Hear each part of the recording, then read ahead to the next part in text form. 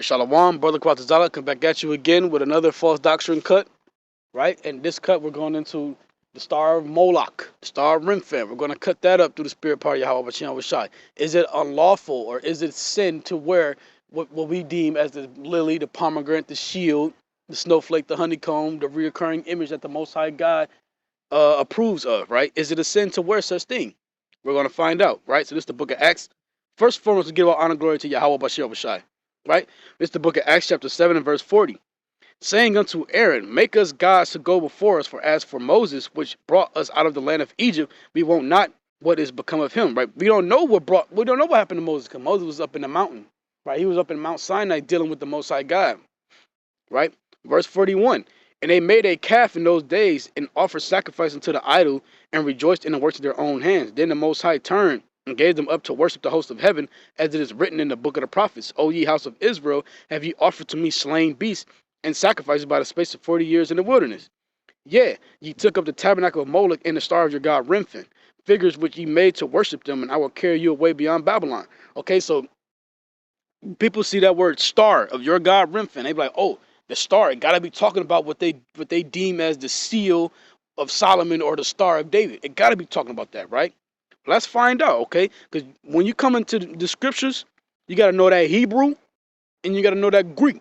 When you know that Greek, you know the context of these scriptures, and you know what it's talking about, and what these words mean. You got to go into the etymology of words. You got to really become a scholar. Hermeneutics, man. Okay, so let's go into that word, Remphan. Let's go into the word in the Greek, right? Remphan.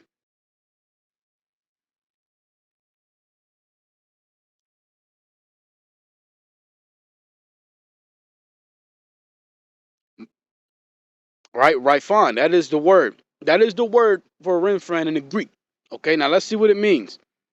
Right? It says the shrunken as lifeless, the name of an idol worshipped secretly by the Israelites in the wilderness. Right? And what was worshipped secretly in the wilderness by the Israelites? The golden calf that Aaron constructed had nothing to do with what we deem as the seal of Solomon or the star of so-called star of David. Has nothing to do with that, man. And when you look at today's society, is anybody even worshiping the Star of David or the Seal of Solomon? Ain't nobody's making the whole temple with that right there plastered on the wall and getting down and bowing to it. That's no, man. That's just winging it, man. That's winging it. Okay, let's go to the strong definition. It says, an Egyptian idol, Remphan. Where do you see star at, man? An actual star is circular anyway. When you look in the sky, are you seeing the Star of David or are you seeing a circular gas? You're seeing a circular gas. You're not seeing that star. Come on, that's madness, man. That's madness. Now let's go into the Hebrew origin of the word. Okay?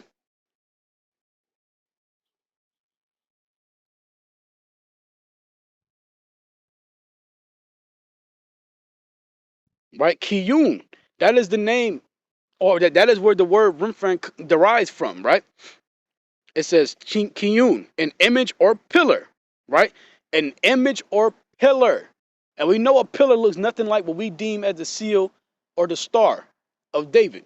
Okay? Let's go into the Strong's definition. It says properly a statue, i.e., idol, but used by euphemism for some heathen deity, right? But I want you to pay attention to it. It says a statue.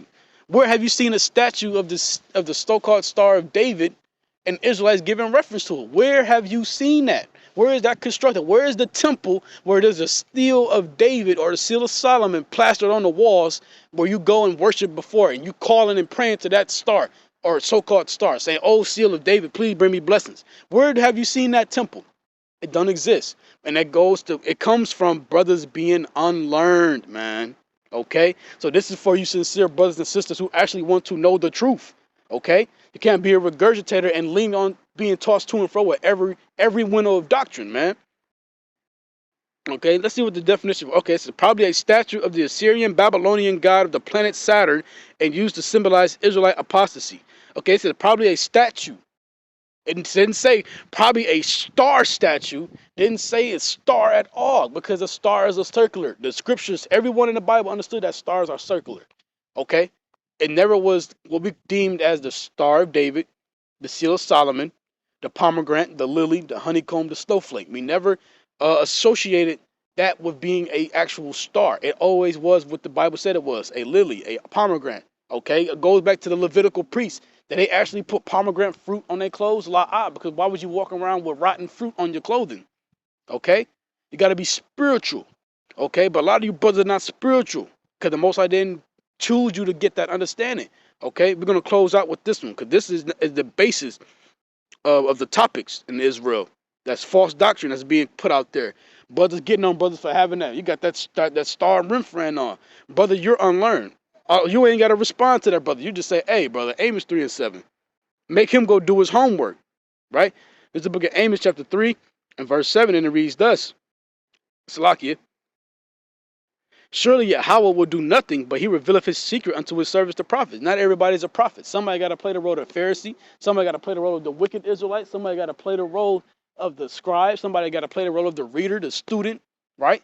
You can't everybody be a prophet. A prophet is going to come in the name of Yahweh Bashem Bashai and tell you the truth and nothing but the truth, whether you hear it forbear, whether you like it or not. Okay, Jeremiah 48 and 10 says, cursed be he that doeth the work of the God deceitfully.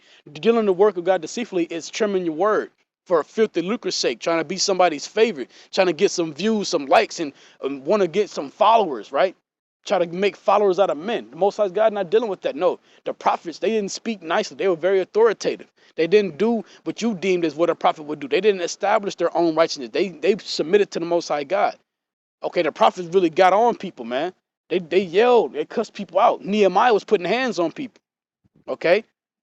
So with that, Brother Karatazala, hope this video was edifying through the spirit power of Yahweh Bashem Shai. This is another false doctrine cut. Shalom.